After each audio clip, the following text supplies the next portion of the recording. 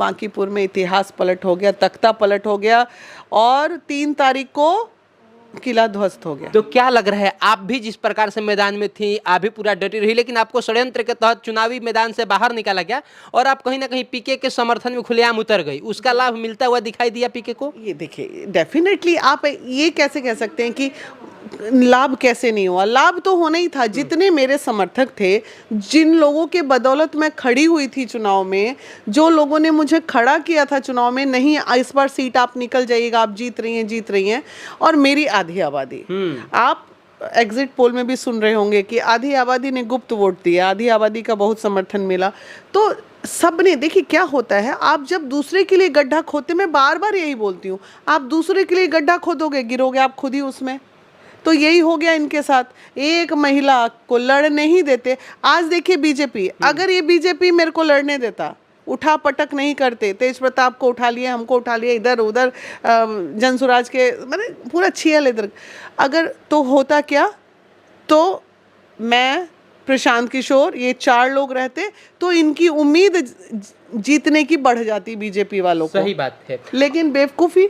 लेकिन अब आपको कैसा लग रहा है, कलेजे को ठंडक मिला कि नहीं मिला? आप कितना खुश हैं?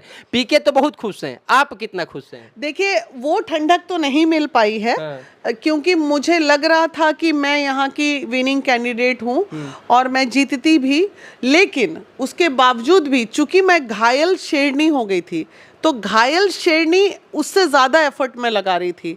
मैं गली गली हर जगह जाके मैंने हाथ जोड़ा, मैंने वैश्य समाज के जितने लीडर्स थे उनको रातों रात फ़ोन करके हाथ जोड़ा कि भैया एक बार लाज रख दीजिए, एक बार पलट दीजिए।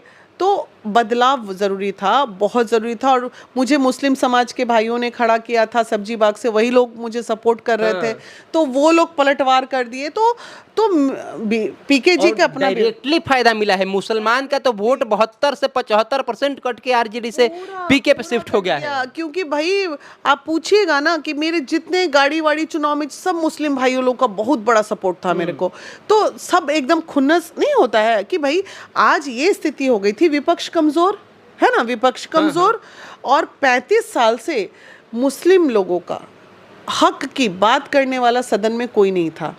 हम लोगों के हक की बात करने, महिला की बात करने वाला कोई नहीं था, युवाओं की बात करने वाला कोई नहीं था। विपक्ष चूंकि तेजस्वी जी कुछ करते ही नहीं थे, तो वैसी स्थिति में अब विपक्ष, अरे ठीक है हम नहीं जीते, कोई बात नहीं, आपका समर्थित प्रत्याशी जीता, जीत के गए हैं, वो तो मेरे से बहुत ज्यादा बढ़िया डंडा करेंगे सदन में सबको।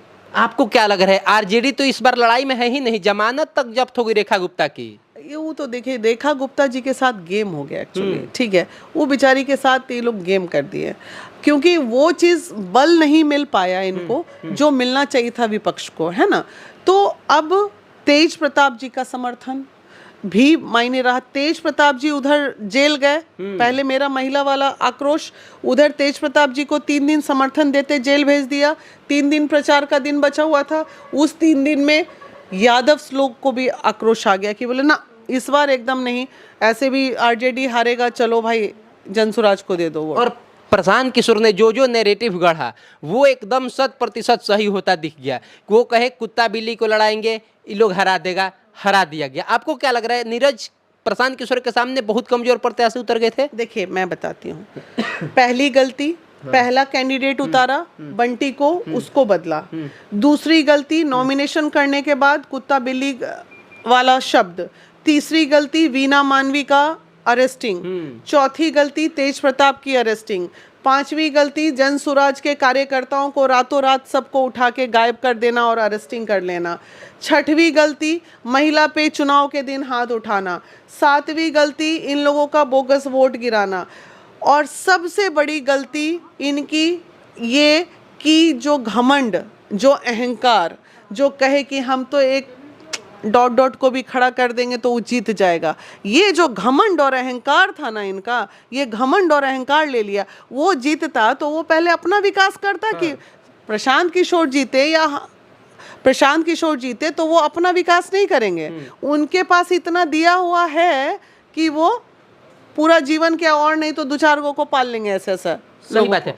अब आपको क्या लग रहा है, तेजस्वी यादव के लिए राह मुश्किल कर दिए प्रशांत किशोर? 2030 के लिए, या फिर बिहार के विपक्ष खत्म हो जाएगा। अब देखिए, विपक्ष आरजेडी के बहुत बुरे दिन आ गए हैं। अब आरजेडी के लोग टूटेंगे। अब देखिए, इसका होगा क्या असर कि प्रशांत किशोर जीते हैं तो प्रशांत किशोर को जिताने वाला जो व्यक्ति है वो हम आप, ये चलिए ठीक है, ये है, लेकिन बीजेपी के लोगों ने बीजेपी को हराया, बीजेपी के वोटर्स ने बीजेपी को हराया। जो गढ़ था, गढ़ के जनता ने पलटवार किया।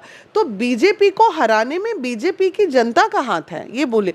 अब रह गई बात विपक्ष की, तो 35 साल से विपक्ष जो है वो ऑलरेडी ध्वस्त था और अब तो जीरो पे आउट। मतलब जो रेखा गुप्ता 46,000 वोट लाई थी, वो रेखा गुप्ता 14-15 हज़ार नहीं सकार पाई। तो आप सोचिए, ये गेम हुआ रेखा गुप्ता के साथ। रेखा गुप्ता को चुनावी मैदान में उतारना नहीं था, और अगर जो उतार भी दिए तो इज्जत बचाने के लिए लास्ट मोमेंट में इन लोगों को सब समझ में आ रहा था, सीधे बोल देते कि भाई हम भी अपना समर्थन जो है वो प्रशांत किशोर को देते हैं, ताकि मकसद एक है, नैरेटिव हमारा एक है। तब कहीं आरजेडी की इज्जत बची रहती, लेकिन आरजेडी ने इज्जत डुबा दी। पीके खरे कि 30 साल का किला था जो 30 दिन में मात्र ध्वस्त हो गया। 35 साल का किला था। अब आपको क्या लग रहा है, पीके सच में एक चट्टान है? जिस तरह से चुनाव लड़े, पूरा देश उनका फैन हो गया भाई।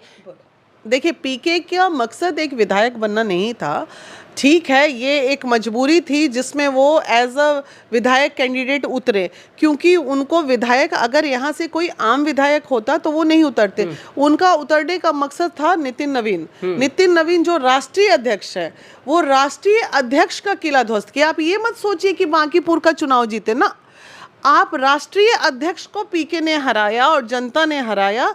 ये बहुत बड़ी हार, ये छोटी हार नहीं है भाई। और इसी वजह से क्या पूरे देश में चर्चा है?